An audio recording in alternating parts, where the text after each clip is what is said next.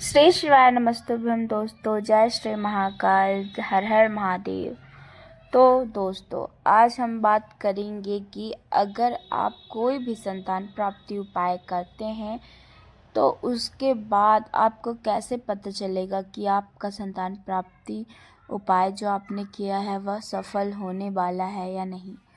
तो दोस्तों, अगर आपका जो भी उपाय आपने किया है, तो अगर वो उपाय आपको फलने वाला है, तो भोलेनाथ स्वयं आपको सपने में आकर कुछ ऐसे संकेत देते हैं जिससे आप समझ सकते हैं कि भोलेनाथ ने आपके ऊपर कृपा कर दी है और उनकी कृपा से आपके घर में जल्द ही संतान प्राप्त होने वाली है।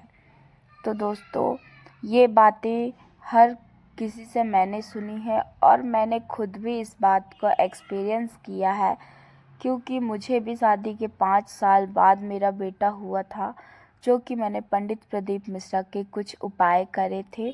उसके बाद ही मुझे मेरा बेटा हुआ था।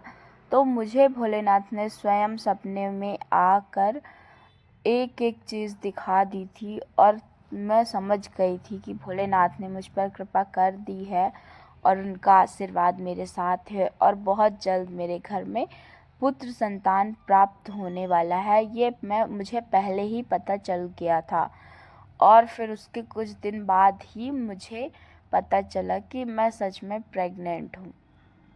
तो दोस्तों, अगर आपने भी कोई भी भोलेनाथ का उपाय किया है संतान प्राप्ति के लिए, तो बिल्कुल भी आप निश्चिंत हो जाइए।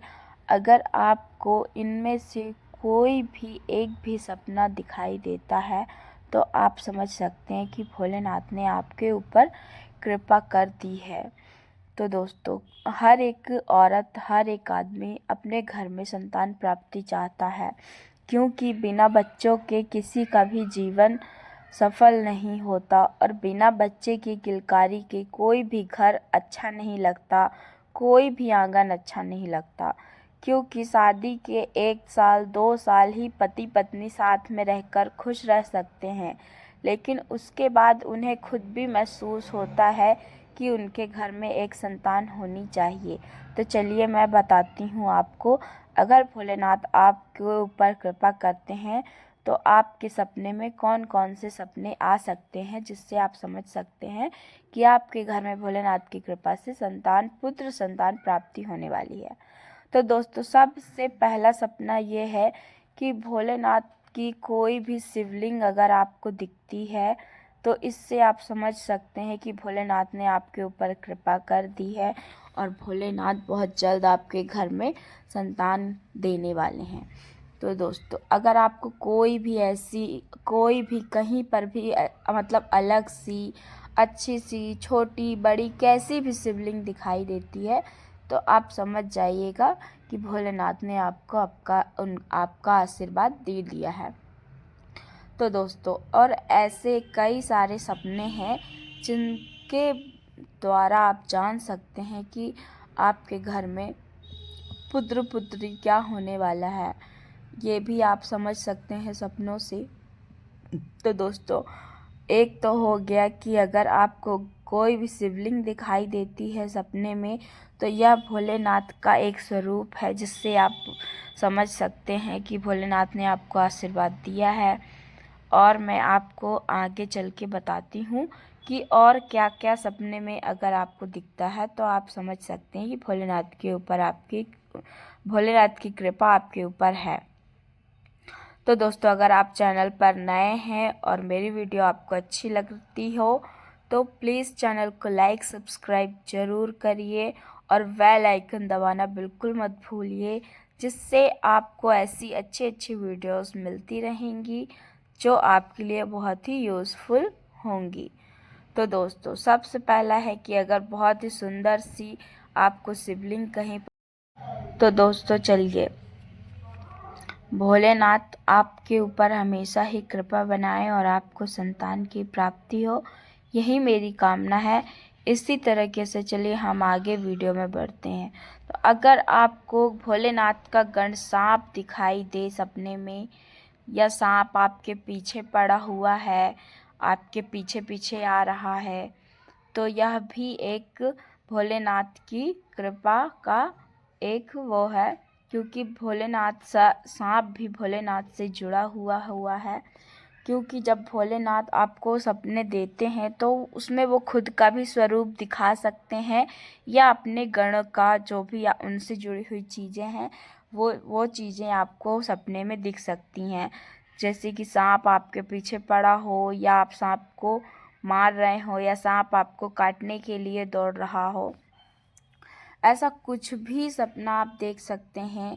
अगर आप हरे कलर का सांप सपने में देखते हैं तो ये और भी ज़्यादा बहुत ही ज़्यादा शुभ संकेत माना जाता है पुत्र संतान की प्राप्ति के लिए और भोलेनाथ के आशीर्वाद के लिए।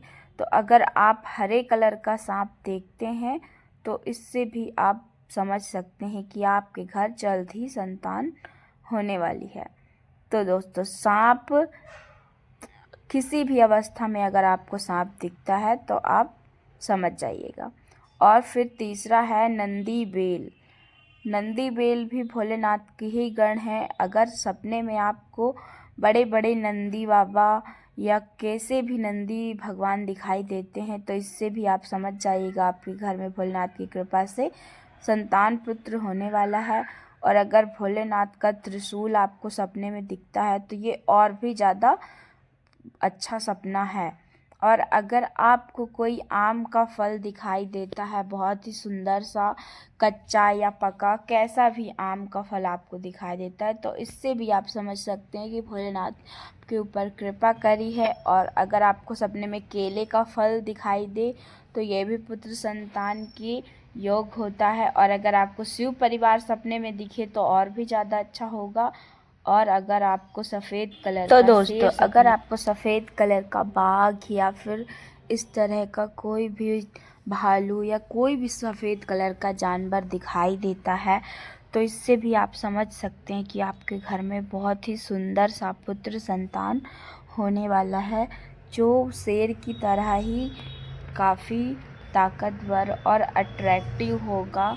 इसलिए अगर ऐसा सपना आपको दिखता है तो ये भी बहुत शुभ है। और अगर आपको सपने में बेलपत्र दिख जाए, या आपको कहीं पर बेलपत्र का पेड़ दिखे, या फिर भोलेनाथ पे चढ़ी हुई बेलपत्र मिले, या पंडित जी आपको बेलपत्र दे रहे हैं, और अगर आप समी का पौधा देखते हैं, या शिव जी पर चढ़ी हुई समी देखते हैं, या कोई भी ब्राह्मण आपको समी और बेलपत्र देता है आपके हाथ में, तो इससे भी आप समझ जा सकते हैं कि आपके घर में पुत्र संतान होंगी भोलेनाथ। और अगर आपको सफ़ेद मदार का पौधा दिख जाए सपने में तो ये और भी ज़्यादा शुभ संकेत होता है, क्योंकि मदार के पौधे में स्वयं श्री गणेश वास करते हैं। और यह सपना देखना बहुत ही ज़्यादा शुभ होता है, जिससे 100% आपके घर में पुत्र संतान की प्राप्ति होने वाली है, वो भी भोलेनाथ श्री महाकाल की कृपा से। तो श्री शिवाय नमस्तुभ्यम दोस्तों, वीडियो इन्फॉर्मेटिव लगा हो तो प्लीज़ चैनल को लाइक सब्सक्राइब ज़रूर करिए, और कमेंट में हर हर महादेव श्री शिवाय नमस्तुभ्यम लिखना बिल्कुल भी ना भूलें। और जिस किसी को भी ऐसा सपना आता है तो प्लीज़ कमेंट में आकर ज़रूर बताएं। तो श्री शिवाय नमस्तुभ्यम, हर हर महादेव। भोलेनाथ मेरी हर माता बहन की गोद भर दे, और किसी भी मेरे जो भी भाई हैं, जो भी मेरे बड़े हैं, जो भी हैं मेरे जेंट्स वर्ग, उनकी भी जेब हमेशा भरी रहे, कोई किसी भी दुख को ना झेले। और जिनकी भी ज़्यादा से ज़्यादा कन्या है उनको भोलेनाथ एक पुत्र संतान अवश्य ही दे। तो जय श्री महाकाल, हर हर महादेव, श्री शिवाय नमस्तुभ्यम।